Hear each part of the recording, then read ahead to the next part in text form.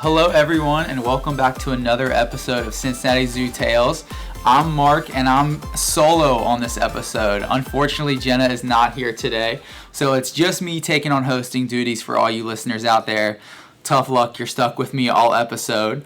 But luckily, we've got a fantastic guest today. We're being joined by Amanda Shower, and Amanda is one of the members of our World of the Insect team. So we're continuing with our theme this month of the not-so-spooky animals that we've been talking about across the zoo. Animals that kind of have gotten a bad rep, and that rep's probably not deserved. And we're kind of trying to shed some light and paint these animals with a positive brush. So I'm really excited to be joined by Amanda. Thank you so much for taking the time out of your day to join us. Thank you so much for inviting me. I'm glad to be here. Yeah, so today we're going to be talking about cockroaches, an animal that I think a lot of people think are these like creepy, crawly insects.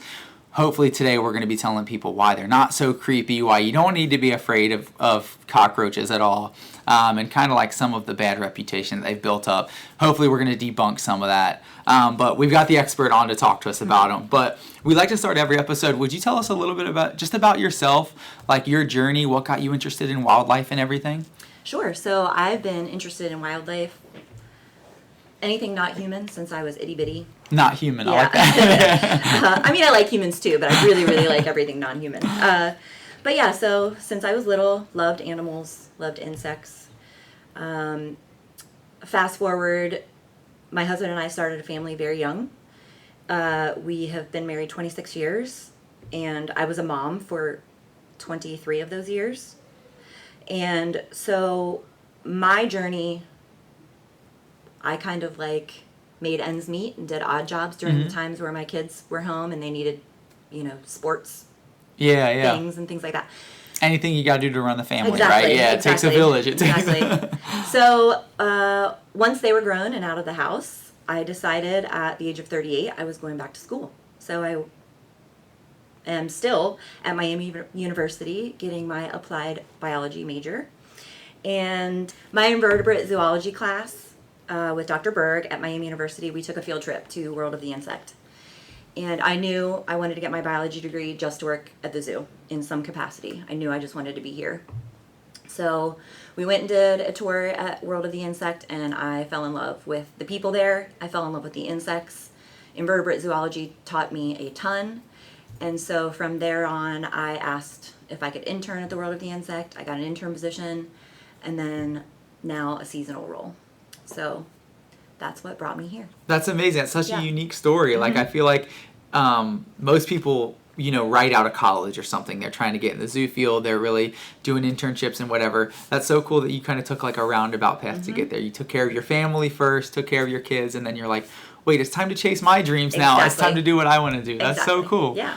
Yeah. I've had a lot of support throughout the way. So when you were growing up, were insects something that always interested you, or did you just find that through your coursework at Miami? I would say my coursework more is when I really learned that they're severely understudied and severely misunderstood and marginalized. So that's kind of, I've always been a cheerleader for the underdog, I feel like, and I feel like a lot of us at World of the Insect are that way. So I think that's why we're really good at filling that niche. Definitely. Yeah. I like the way you put that, cheerleaders for the underdogs, because insects are underrepresented in zoos across the country. They're understudied, like you mentioned. They don't get a whole lot of acclaim, and that's unfortunate a lot of times. I think our zoo is really unique in the fact that we do have such an incredible insectarium right here on site. Would you talk just a little bit about what makes your job at World of the Insect unique, what you kind of do on a day-to-day basis, what your average day looks like? Sure.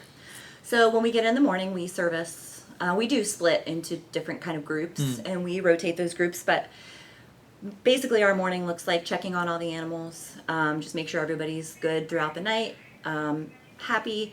Then we go out and service all of our public-facing exhibits. So we'll go out, a lot of times that will include veggie changes, so the bananas that they're eating, the fruit that they're eating, the carrots, all of those things are changed every other day. We just check on the exhibits. We usually spray them with water. I'm getting into the nitty gritty, but this is what our morning looks like. Yeah, and absolutely. Somebody will be in and they'll be working on the aviary, our butterfly aviary. That's typically something that I do in the morning. I love being out there with Midas and Aura, our golden conures. That butterfly aviary is so peaceful. Yeah, it's beautiful in there. It's a really nice spot to spend the morning when it's not 110 degrees outside. Oh, fair enough. But yeah, so go in there, water the plants, check on the stream, check on the birds, make sure everybody's fed. The whistling ducks are typically at my feet whistling until they get their food. And then we replace, like the nectar and things like that for the butterflies and the fruits that are in there. We do every other day. And then we head to the back, and that's where we kind of do the same thing all over again, but for all of the creatures that we have in the back. What's unique, too, about World of the Insect is I would say a majority of the insects we have our own cultures. So we are the ones breeding them and keeping them. And so that requires a lot of, especially with things like beetles or our roaches. Sometimes it can take quite some time to get those beetles, like our Hercules beetles that Michelle takes care of. It can be upwards of two years before they become an adult. So, that's a lot of space. It's a lot of time and energy. But man, those guys are pretty amazing. So it's all worth it. Definitely. And I do think that's one of the very unique parts of your job over at World of the Insect is the fact that you guys have so much going on behind the scenes that visitors might not see when they come on a normal day to the zoo. Would you talk a little bit about what it's like to kind of, like how you manage those populations and how you breed them? Because it's pretty unique because you guys don't have, SSPs that you work with or anything. I think it's a lot of responsibility that's put on your shoulders to kind of keep those colonies up and keep them breeding. Yeah. And sometimes what happens is colonies will collapse. After a certain amount of time, you're running out of genetics. We work with some other companies and zoos where we try to mix in and kind of trade genetic, get some variability in amongst those colonies. But sometimes, with the faster breeding things, sometimes they do collapse. And so we have to, but it is, it's time intensive, with our beetles. An example would be if we have like Michelle right now is working really hard on mastering Goliath beetle reproduction. Again, it's a long process. It's a large beetle. They go through a few stages, but they're in those stages for quite some time. But we will collect eggs and grubs from the soil. So at World of the Insect, we have to freeze all of our soil for 3 days at -19 before it can go out into a dumpster or anything like that, before we can get rid of it. Just to make sure nothing escapes or no eggs get out into, downtown Cincinnati. That's to make sure there's nothing invasive getting out into the environment, right? Okay, yes. Gotcha. Just in case we miss something, we freeze it and make sure that it doesn't escape and, wreak havoc on our native stuff. But yeah, so we'll go through the soil, we'll collect eggs or grubs, and we'll set them up in their own kind of, and we do that, I think, once a month for most of our habitats. Go through and get the grubs, and we just keep cycling, right? Oh yeah. So at one given time, I think Michelle right now has 112 Goliath pupal cells at various stages.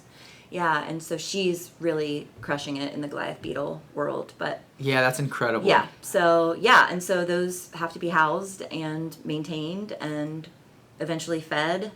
And so it seems like we don't do a ton, but there is a lot that those ladies do behind the scenes. Definitely. And I always think that's impressive because the way that, the insect life cycle works and the stages that they go through, you've got all these different animals in different stages and they each require different kinds of care depending on what stage they're in, right? Exactly. Which is always really impressive. And especially with roaches, I think most of the time that most of their life cycle could be up to 2 years, but most of that time they're nymphs. Yeah, I don't think a lot of people realize that. Yeah, so as an adult, a cockroach is probably only an adult for maybe 6 months, but the rest of their life cycle is in that juvenile stage. That's incredible, which requires a lot of care that people don't always see. Yeah. So you mentioned you guys have a lot of different like routines or runs that you work. Do you have like a one that you prefer or is your favorite that like really sticks out in your head? Like, oh man, I'm really excited today because I get to come in and work with the beetles or the butterflies or whatever it may be, the cockroaches, who knows? So I'm in a unique position because I don't have any cultures that are specifically my own. Okay. So like Kelly does all of our spiders and some of our venomous stuff.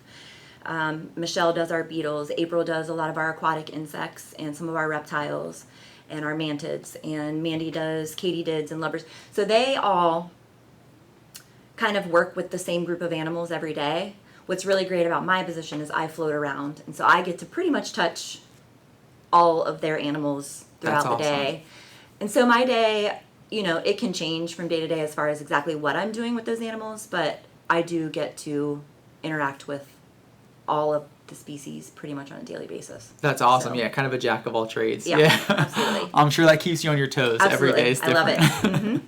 That's a lot of fun. So you mentioned some of the animals that we do have over at World of the Insect are cockroaches. Yes. So that's what we're here to talk about today. Yeah. We're here to talk about some of the myths, some of the strife that they face. They don't have the best public image, but hopefully we're here to shed some good light on them, shed some positivity on them. Yeah. Would you talk a little bit about cockroaches in general, and then maybe some of the cockroaches that we have here at World of the Insect? Sure.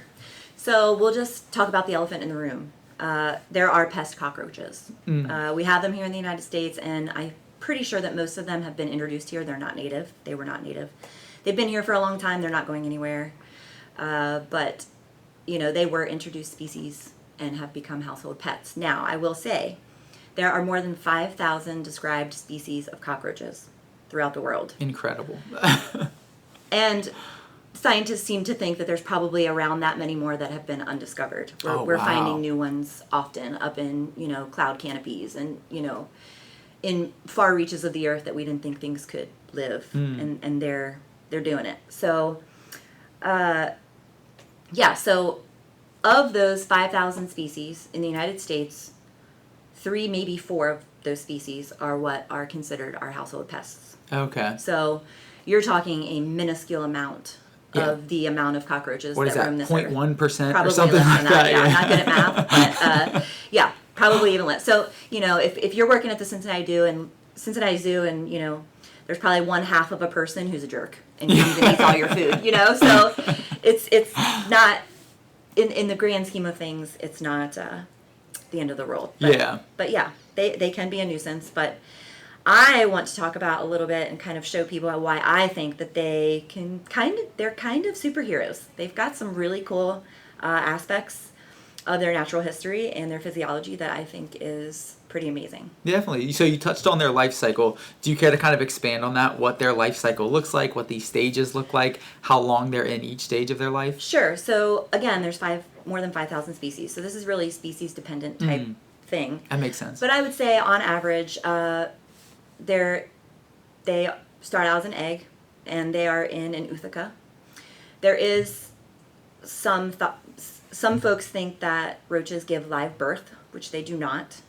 We were talking about this at the World of the Insect the other day. I think Michelle and I were having this conversation, but there is they think they may have discovered a roach that does give live birth. Oh, interesting. We couldn't find a lot of information about that, so I'll come back to that maybe another day. We'll talk about live birth roaches, but typically the way a roach, so they will lay an egg sac.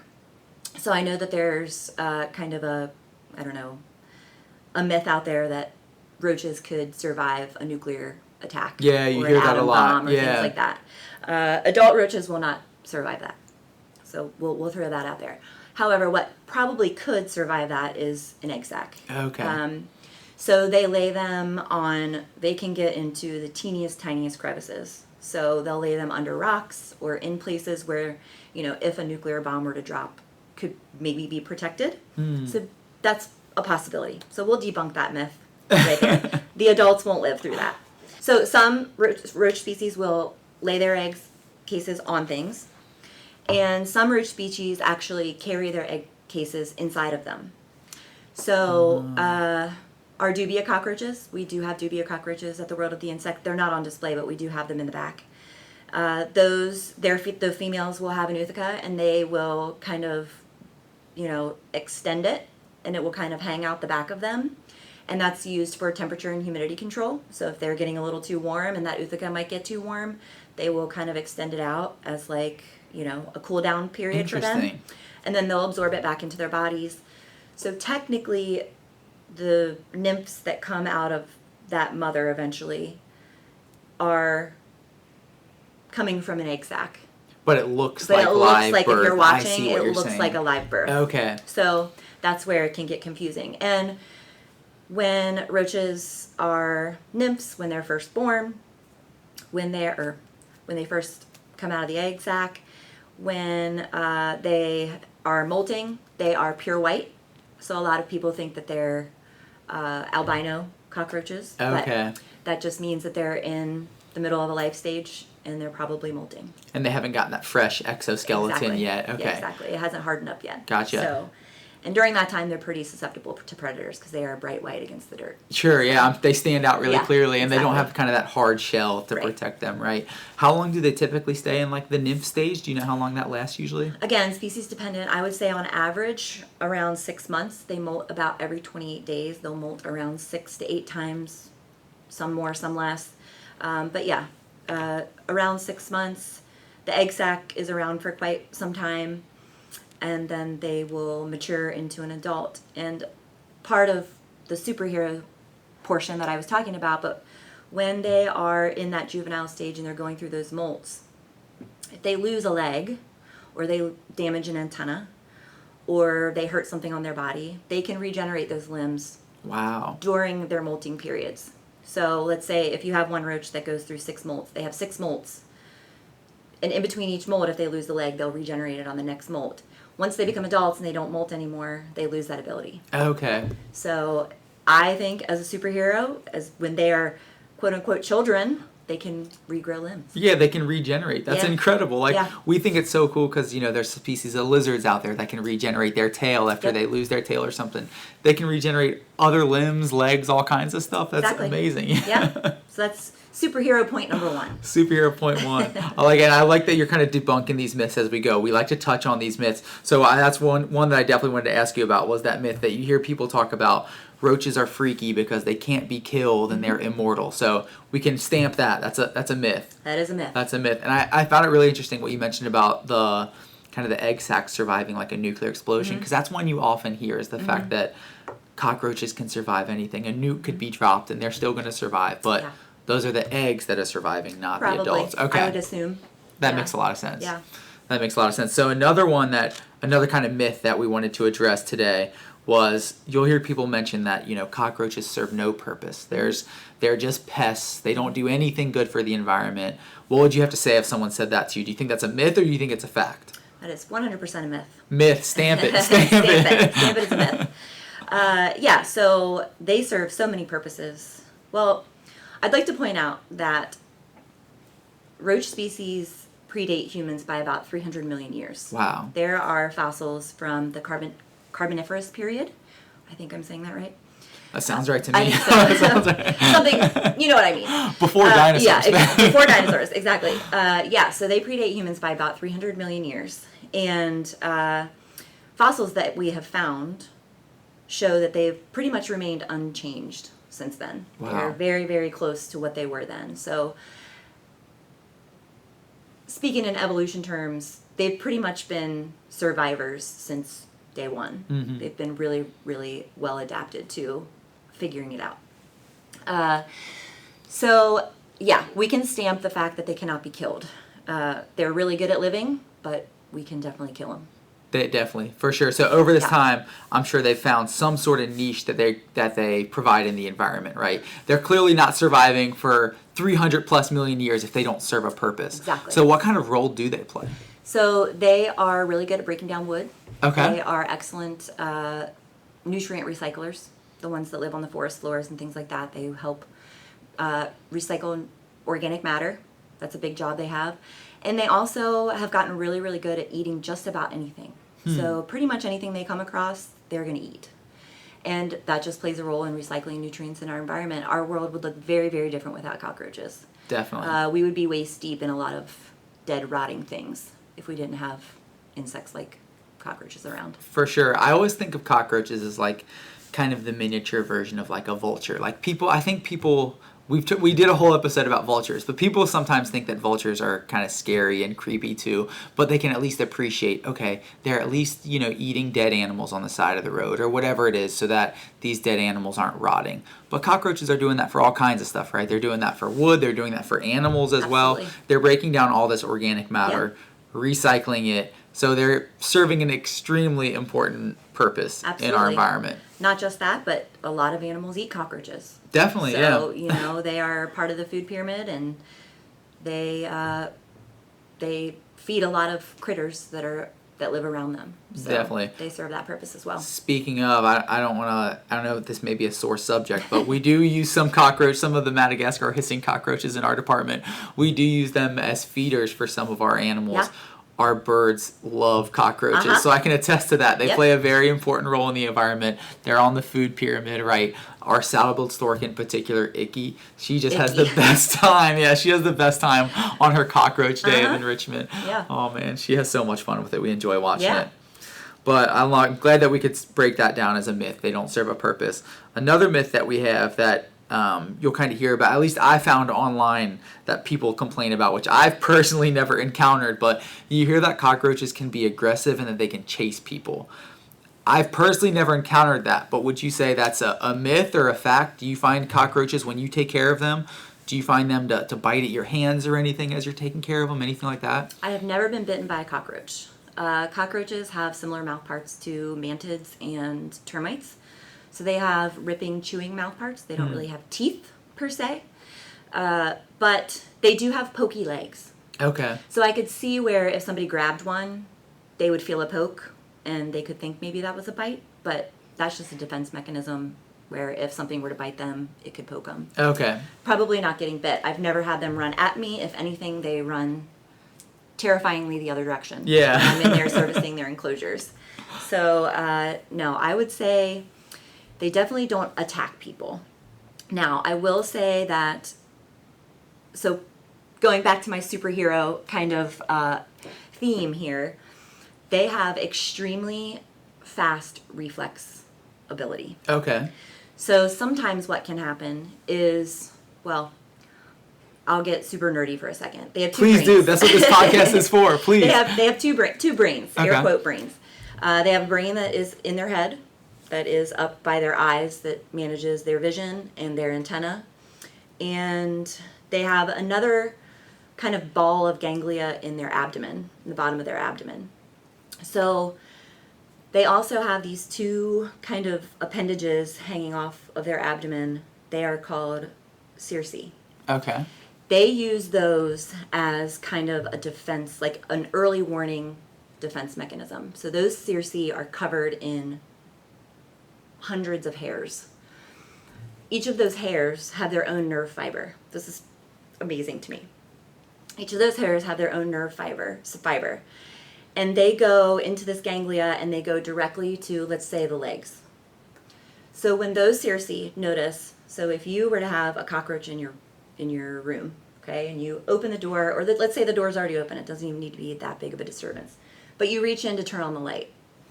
The circi and the hairs associated with the circi on the end of the cockroach are so sensitive. They would have already felt that tuft of air from your hand reaching in to turn on the light switch.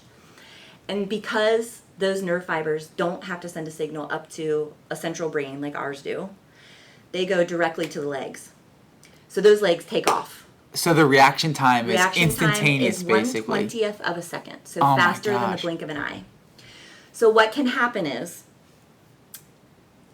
those legs are moving before the cockroach can even figure out what it's looking at. And if they just happen to be facing your way and you disturb it, it's going to run right at you. Okay. Simply because it's not going through that head brain to say, I see something that could be scary. They're coming straight at you because their legs are moving before their brain even has a chance to catch up. They're just like, I got to get out of here. No matter which direction I'm I going. go, I I'm got to moving. go somewhere. Exactly. Okay. So that's why sometimes they can feel like they're running at you. They are. They don't want to be. But they are so quick. And they can run at 50 body lengths per second. Which if they were the size of a human, that would be 200 miles an hour. Oh my goodness, that's insane. Yeah. That's crazy. Yeah. So for a roach, I mean, it's like 2 to 3 miles an hour, like when you're actually looking at them and you clock them. But if they were... Considering how small they are, that's Exactly. super impressive. Yeah. Yeah. So these nerve fibers, do they detect like airflow? Can they detect light? Can they detect changes in temperature? What exactly is it detecting? Great question. So those are more of a defense mechanism. So they'll notice vibration or air pressure. So those are an early detection system for, oh my gosh, I gotta run. That makes sense. The antenna do more of what you're asking. The antenna are extremely segmented. They have, I think, an average, I have it written down, but there's like an average of about 135 segments per antenna on most roaches. And those antennae are covered in cilia, which is basically like a little hair. And they use their antenna similarly how we would use our nose. So it's an olfactory outlet system for them. They don't sniff things with their antenna like we would, but they do. Their antenna have, for lack of a better term, I'm going to call it like a lock and key type of system with chemical cells. So that's each segment has its own receptor for a certain odor. So males have more receptors because they need extra for detecting female pheromones. That makes sense. For mating purposes. But yeah, so only certain segments on the antenna can smell a certain thing. So, am I making sense? Yeah. So is that why you kind of see them sometimes? You'll see their antennas moving so much because only a certain segment can detect a certain scent? Maybe. Okay. I'm not sure, but that would make sense. But yeah, they use them to smell things. They use them to feel around them. You know, they act as feelers. They also use those antennae to detect temperature and humidity levels. Yeah, so that is really kind of, their antennae are very important to them. So again, it's something they can regenerate if something were to happen to them in the juvenile state. But if you damage a roach's antennas, it's going to suffer. But those antennae are very important to them. Yeah, definitely. Yeah. And I like what you mentioned about something I didn't even think about was sensing the vibrations, right? Like if a predator's approaching or if they're on a tree and they can feel the tree rustle or something, then that kind of allows them to take heat and hide. Yeah, they run. They just Even start if sprinting. Sometimes by accident it's right towards the predator, but at least they're moving. Oh man, I'm glad we could debunk some of those myths though, because I guess that makes sense when you talk it through, but I just have never personally had the experience of like a roach coming towards me or anything like that. I feel like normally their instinct is to run away and get away from me as quick as they can. Right. But interesting. Yeah. So you've talked a lot about kind of these roach superhero powers.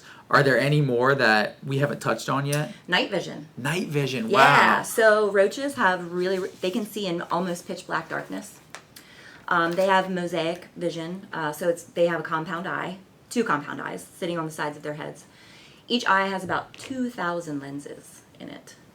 So now, does that mean they have the same acuity as, say, you and I would? Probably not. I don't think that they are as complex as our eyes are. Okay. But they can see pretty well. They also do have kind of a primitive eye that only detects light and dark. So if a bird is coming down above them and they get a shadow, same, they're running, they're going. But these multifaceted eyes that they have, they use that for night vision by pooling, not P-U-L-L-I-N-G, but pooling. So getting together a bunch of images. Gathering, gathering a bunch of images that those lenses have taken in different variable lights and putting them all together to be able to create vision at night. It's kind of the same way that time-lapse photography works. Oh, okay. So basically, roaches have vision that they can use to pull light from previous. It stores in their lenses. The light stores in their lenses, and they're able to create an image later. That's in the dark. Incredible. Isn't that insane? That's wild. Yeah. I never realized that before. Yeah. That is insane. Pretty cool. That's fascinating. Yeah. So you're telling me these cockroaches have night vision. They have superhuman reflexes, superhuman speed too. Yep. They can survive just about almost anything. Their survival skills are top notch. Like, they really are superheroes. Exactly. It's incredible. Yeah, pretty cool. I feel like people should be appreciating them for much more than what they do. Yeah. Yeah. I agree. But I'll talk a little bit too about some of the cockroaches we have at the World of the Insect. Yeah, I'd love to hear about that. Yeah, so we have our peppered cockroaches. They're pretty cool. They look like kind of a typical cockroach. They're native to Central and South America. They live about 1 to 2 years. Kind of the same average stuff. So not immortal. Not immortal. Not immortal. No. Yeah, but they're important. Again, nutrient recyclers. They live in places where they're breaking down organic material in any way they can find. Yeah, I'm sure living in Central America, there's plenty of jungles. I'm sure there's Absolutely. plenty of leaf material, bark, trees Yep. that need to be broken down. You got it. We do have some bat cave cockroaches. They're, again, pretty similar to what you would think a typical roach would look like. They're big and they're pretty cool. Again, native to Central and South America. And they're called bat cave roaches because they live primarily in, you guessed it, bat caves. They love eating guano. Interesting. Okay. Yeah. So they hang out with the bats and they recycle that guano, and the whole process continues. Definitely. They were recycling. Actually, as I was doing some research for this podcast, that's actually one thing that I had found that I never realized before was apparently, and you could probably speak to it better than I could, but I guess early humans actually wanted to have cockroaches around because they dwelled in caves a lot, and these roaches were good in caves because they kept disease from bats and everything from spreading. So like it was a more symbiotic relationship that we used to have with roaches, whereas we helped each other out, and it wasn't this whole roaches were demonized and we needed to kill them thing. So I found that fascinating. So the bat cave cockroach speaks to that. That's incredible. I would agree with that. I mean, I bet back in those early days, you drop some food or something, they're cleaning up after you. Yeah. This stuff's going to be gone and it's going to be recycled into good stuff. And, some cockroaches burrow into the soil, and so they're aerating your soil and they're doing all kinds of really important things. Interesting. Yeah. So bat cave cockroach, are there any more that you guys have? Yeah, we have a really, really cute domino roach. Domino roach. I don't think I'm familiar with this one. So this one's pretty cool too. Another superhero kind of thing, I think. But this is one of the cockroaches that displays mimicry. So the domino cockroach is a really, really cute. It's round, pretty round if you're looking at it from the top, and flat. It's black and it has white spots. Okay. Like a domino. And it's super cute, and we call them kind of like the kittens of the world of the insect because they kind of have this really cute personality. They're pretty curious. Yeah, and they're really adorable to look at. But they have their two wings. They have two asymmetrical wings, which is kind of cool to me because once they overlap, they make a symmetric pattern of dots if you're looking down at them. And the mimicry. So those domino roaches are native to southern India, and there's another beetle that lives around their same area that is called a six-spotted ground beetle. And it emits a really foul odor and kind of like gross tasting stuff if anybody messes with them. So they think that this domino roach has evolved to mimic this six-spotted beetle. That's incredible. Yeah. To try and ward predators off, say, we taste bad too, Exactly. we smell bad too, See, you don't want to like eat him. us. Exactly. Yeah. That's amazing. Yeah. So if they have asymmetrical wings, are they able to fly still? Some cockroach species can fly. Okay. I would say a majority of them don't really fly. A lot of them have wings. They don't use them very often, and if they do, the conditions have to be pretty right for them to use them. So like those guys, I've never seen ours fly at World of the Insect. So I would say they could use them to glide. Maybe if they fell off of a tree and they could, like kind of glide down somewhere. Lighten their fall a little bit or exactly. something. I don't think that they're running and taking off and flying at people or things. That makes sense. They're more of a kind of defense mechanism to keep them from falling from high places. I find it super interesting that you mentioned these guys are like the kittens of the world of the insect. I think a lot of people don't really perceive insects as having personalities and as having differentiations. They think a bug is a bug. It's all the same, right? Yeah. But I find that fascinating. Do you have any other insects that kind of like stick out in your mind as like, oh, this one's personality is really quirky, or you got to look out for this one? Let's see. Well, we definitely have our Vietnamese centipedes, which Kelly takes care of. I've seen them before. They're beautiful. They're gorgeous, and they're large, and they are probably the insect that we give the most respect to. Like, they're fast. They burrow under the ground. Okay. They're hard to see. But those guys are voracious predators. Like, I feel like if you stuck your hand in with a centipede, it's going to get you. Really, like ambush predators? Like Yep. they hide and lay in wait? You got it. Yep.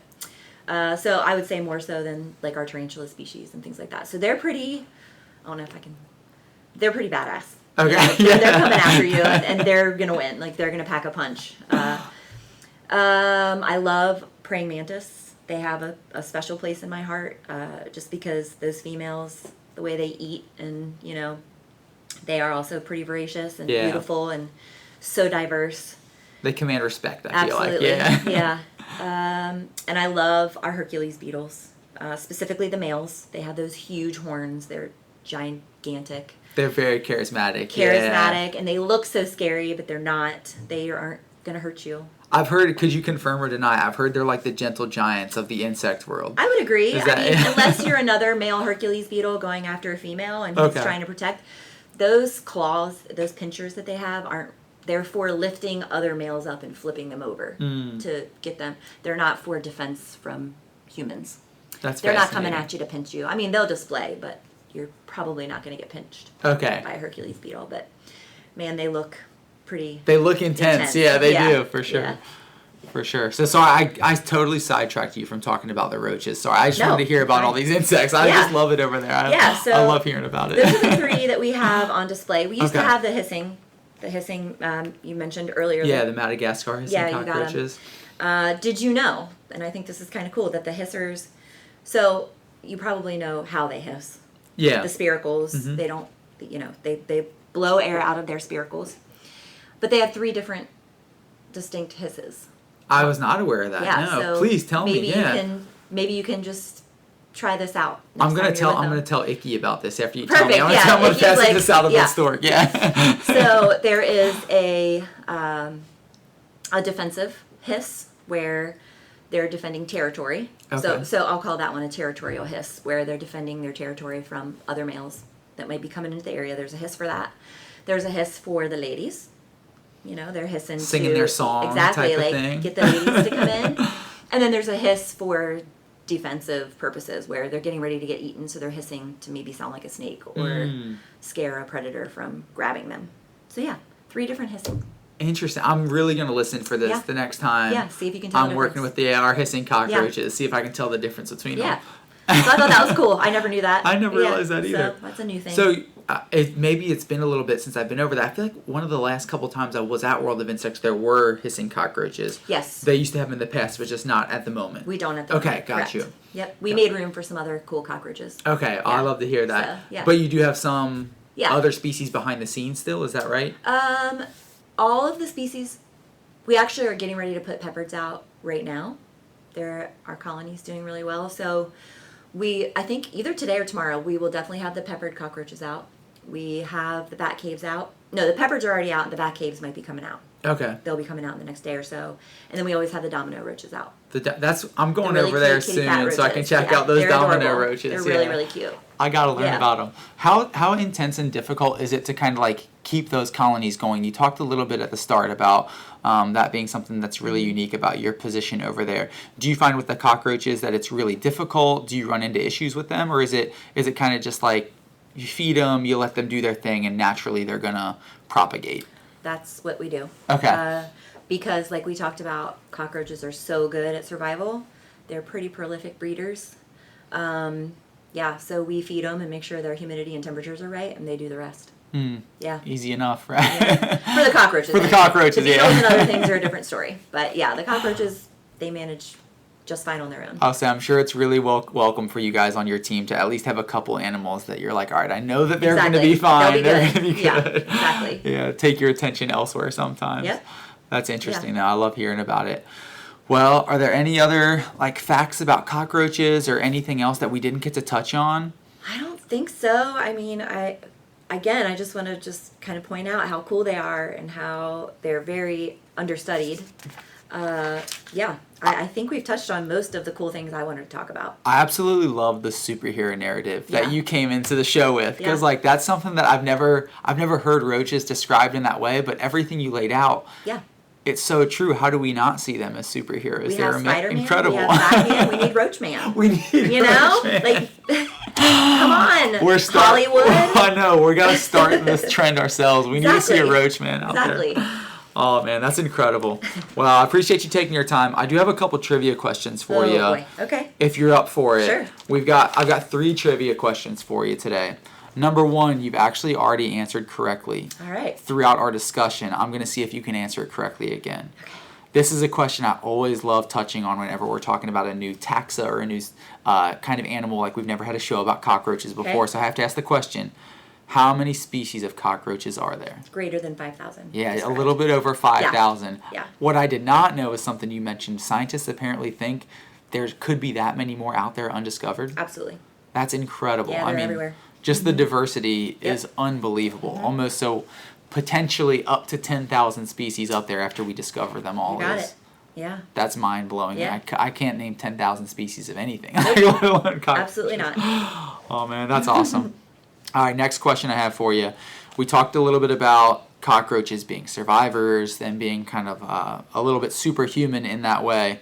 One thing that I didn't realize that I found in my research was that cockroaches are able to live without a head.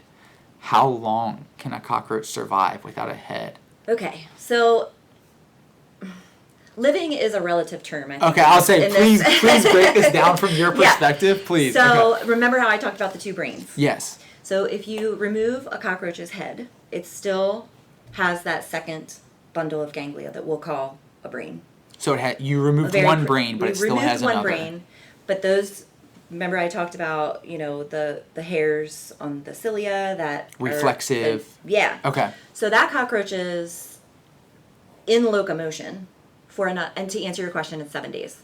You're spot on. Yeah, 7 days. 7 days. And the reason it's 7 days is because here's another superhuman aspect. They can live without food for 30 to 45 days. Wow. They have a fat layer that covers their entire body underneath their exoskeleton that is really, really good at holding nutrients. So I don't know if you've ever seen a smushed cockroach, but there's like a white substance that comes out of them. They don't bleed. They don't have blood like we do. They have something called a hemolymph. It's clear fluid. But this fat layer that's underneath their exoskeleton is really good at storing nutrients. So the reason they die is because they don't have a mouth to drink water. Oh. They can only live for 7 days without water. Okay. So, and again, living is a relative term. They're moving and still in motion, but they're not actually alive per se. Just because they're reacting to stimuli does not necessarily mean that they are alive and well. Exactly. Well, yeah, okay. Yeah. That makes a lot of sense. Yeah. I was about to say, it didn't really track to me when I saw that, and I was like, I've got to ask about this because I'm fascinated. But that is true. They will keep moving because those legs are moving, remember whether they have a head or not, because their cilia is telling something. And just eventually their body can't take in water, so it finally hits a wall. And I would say if something happened in the wild and they lost their head, they'd be eaten by the time. Okay. They're running around aimless, not being able to see anything, so something would scoop them up. Interesting. Yeah. These cockroaches are incredible, They're pretty man. Cool. All right, last question I have for you, and I'm hoping I could trip you up with this one. Okay. We're going to test your movie knowledge with this one. So Hal is the cute cockroach. It's a pet cockroach. In what Pixar movie? This Pixar character keeps a pet cockroach that is really cute, and I thought a much better representation of what cockroaches can be than you typically get in show business. This is a Pixar movie? It's a Pixar movie. And the character is keeping a pet cockroach. Correct, you got it. Oh, I feel like I know this. My kids are older. I'll give you a hint. The character is not human. You got me. You might know it once I say it. It's Wall-E. Why don't I remember Wall-E, that part? he's kind of like the robotic. Yeah, I remember Wall-E. He was sent here to kind of find life on Earth, and he finds a cockroach. And of course he did. Yeah, of course he did. That makes perfect sense after what we just talked about. But the cockroach is really cute, honestly. Oh, yeah, man, he's got I'll a have to little go back and rewatch that. It has been years and years since I've seen Wall-E, so that's awesome. Yeah, Wall-E's a classic. It's definitely worth a watch. But sure. I love that they were at least kind of able to represent cockroaches in a little bit of a positive light, because it's not typically what you get, and obviously we love to see that here. But we appreciate you taking the time to come and chat with us about roaches, teach us all about them. I need to go see the domino roaches. Yeah. We do have one final question for you, though. Sure. What can I do? How can I be a better steward of the earth, a better conservationist? What can I do to help wildlife in general? Okay. I have something a little bit probably different than the traditional answer here. We all know things, leave your leaves in your yard, let the animals that eat them, insecticides, Which is great for roaches, right? Because they break down that leafy material. Exactly. They're doing a job, for sure. That's all good. Mine's a little bit different because I have a little bit of a perspective, a little bit of a niche perspective from working at World of the Insect, and this is something that we talk about a lot over at World of the Insect. We, here at the zoo, we like to inspire people every day. That's our goal. That's our goal, right? That's our kind of motto. And at World of the Insect, you have a really great opportunity to get up close and personal with a lot of these insects that you wouldn't typically see. And it's nice because it kind of removes the fear barrier, if they can't get to you. So, people who have innate fears of moving things and, insects can really have a chance to, get close and kind of see the beauty of these guys and watch them in action. In what they feel is like a safer kind of environment. Okay. Exactly. And so many times we see little ones approach an enclosure and they'll say, "Oh man, look at this. This is so cool." It could be mom, it could be dad, it could be a friend, but every once in a while, a little piece of my heart breaks because I'll hear someone say, "Ew, that's disgusting." And kind of you see the light kind of dim in the little one's eyes because it's something that they thought was really, really cool. And they had this curiosity about this animal. And someone squashed it. Yeah. For lack of a better term. No pun intended. But they squashed the curiosity and the passion. So I encourage and challenge people to kind of just be mindful of that. I don't think people do it on purpose. It's just kind of this thing that happens when, you're talking about something that maybe isn't the top of your list. But when you have someone who has this passion, especially the little ones, because they are going to be the next stewards of our planet. Definitely. And in order to conserve and love every aspect of the diversity around us and respect all of the jobs that everything has on this earth and how interconnected we are, it's really important that we let them keep that curiosity and not squash it, even when they're little. Yeah, that's beautiful. It's something that I think that's such a great what can I do, because I think a lot of times on this show we talked a lot about more physical things that you can do, right? Mm-hmm. Different recycling programs, different ways to conserve energy. Yeah. But we don't often think about the fact that we are shaping the next generation, and what kind of shape do we want them to take? Do we want them to be afraid and squish every insect they see? Or do we want them to know, no, these insects play a vital role in our environment. They're really beautiful and we can appreciate them in different ways. And if a kid thinks a cockroach is cute, it thinks a cockroach is cute. Exactly. We don't need to say otherwise. Cockroaches are cute and pretty cool. Yeah, so, yeah. Oh, well, that's fantastic. I love that one. I really appreciate that. Yeah, thank you so much for taking the time to chat with us today. Hopefully we're able to kind of paint these animals in a better light to all of our listeners, and now our listeners can take home, even if it's just one thing that you can appreciate about cockroaches after this episode, I'll consider that a win. You can see cockroaches in a different light. They're superheroes, like you said, so. We just need Hollywood on board. We need Roachman. Roachman is what we need. Exactly. Oh, man. Well, to all you listeners, next time you're here at the zoo, please stop by World of the Insect. Go take a look at not just the roaches, but all the incredible insects that they have over there. It's worth seeing. I'm going over there to see these domino roaches because I got to check it out. Yeah, they're awesome. Yeah. But, thank you so much for having me. This has been amazing. Absolutely. Thanks so much, Amanda. Yeah. To all you listeners, thanks for tuning in to another episode. And until next time, we can't wait to chat again. Take care. Take care. Bye.